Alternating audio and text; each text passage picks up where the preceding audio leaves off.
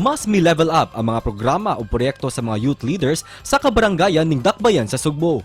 Gawa sa mga naandan nga mga paliga o mga sports fest ngadto sa mga kabatanunan, aduna usay mga SK leaders nga mitukod og mga library ug milusad og mga trainings. Sama na lang sa sangguniang kabataan sa Barangay Tisa nga gipanguluhan silang chairperson nga si Honorable Sonia Cal, kauban usab ang iyang mga konsehales. Usa sila sa mga gipasidunggan isip outstanding SK councils tibuok nasod gumikan sa ilang mga proyekto. Karong buntaga, atong sayran ang ilang mga proyekto nga gibuhat alang sa mga kabatanunan sa Barangay Tisa dinhilang sa GMA Regional TV Live. Sayran ta ang proyekto nga gipasiugdahan sa SK sa Barangay Tisa nga gipasidunggan isip outstanding SK Council tibuok nasod. We have this morning Honorable Sonia Cal. Mayong buntag, maupay nga aga, Miss Sonia, ug welcome din hi sa GMA Regional TV Maayong Live. buntag ug maupay nga aga sa ato ang mga kapuso din ha. I am Sonia Cal, SK Chairman of Barangay Tisa. Una sa tanan, congratulations for being awarded as one of the most outstanding SK Council sa tibuok nasod. Para kang kinsa ninyo gihalad kini nga pasidungog. Thank you so much, Miss Cecil. Kining pasidungog gihalad kini kanamo sa mga of course sa tanan membro sa SK Tisa kay maugyud ni naninguha nga madungog ug ma-awardan ang amo ang council at the same time para gid ni sa mga tisaanons katong mga young tisaanons nga ni salig kanamo.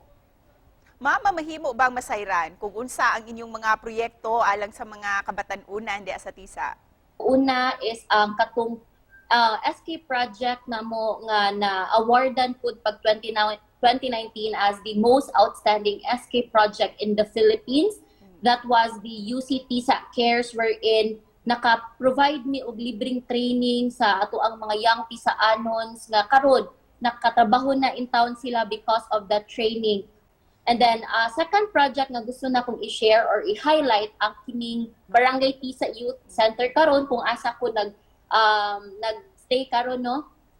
Kini siya dinhi sa Tisa Barangay Hall ever since wala even ako as a youth wala ko kahibaw kung asa ko padulong, asa ko mag-office, kinsa akong adtuan and asa ang space para sa mga kabatanunan. So karon sa ato ang termino sa SK Council gipaninguhaan gyud nato, gi-fight gyud nato nga naa gyud lugar ang mga youth dinhi sa Tisa Barangay Hall. So mao nang Barangay Tisa Youth Center, usa siya ka office, usa siya ka center nga pwede maka-study, maka-research na ay mga computers, makapaprint og libre. Diri sila pwede mag-study as a group and interact with other youth. Unsay katuyuan ninyo sa paglusad ni ining mga proyekto?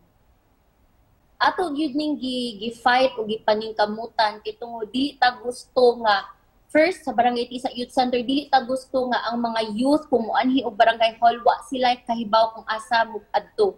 So kanya atong gi-fight nga Barangay Tisa Youth Center para ma-welcome pud sila, makahibaw sila nga they belong in the barangay hall. Unsay mga dakong kabag-uhan ang inyuhang nabantayan, ma'am, human sa inyong mga proyekto? Usa ana is ang ato ang mga youth karon di na magduha-duha og anhi sa barangay hall because kay bao na sila asa sila makapangayog tabang ug asa sila mopadulong. Og usa pa sad daghan tang mga youth nga moanhi sa ato ang youth center kay mo-avail sa ato ang mga libreng printing, ang libreng paggamit sa computer, especially sa mga youth nato nga dili kaayo well provided no, wala sila computer, wala internet sa ilahang panimalay mo nang diri sa youth center welcome kaayo sila diri. Ug isip usa ka youth leader, unsay sagad nga mga problema nga gisagubang sa ato ang kabatanunan nga angayan gayong tutukan, ma'am? Usa ana is of course mental health problem no.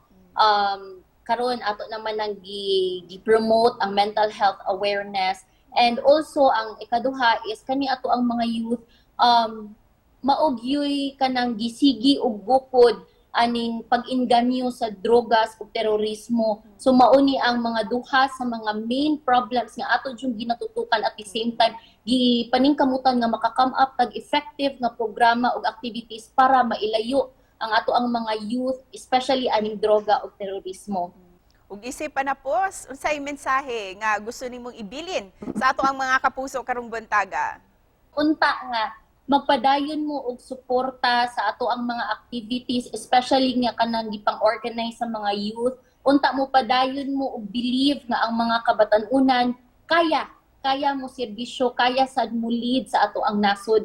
And then because of that manggod, it will give us an inspiration and strength bitaw nga bahalag kapoy, bahalag daghag challenges nga amo ang natubang, but because of your support, because of your trust, it will help us, keep going bitaw. And then I hope na tabangan lang tabangan lang pud mi ninyo nga kanang mag-come up og mga projects and activities, inyong mga suggestions, because in serving the youth, the Filipino people, it needs teamwork, good, and collaboration with each and everyone.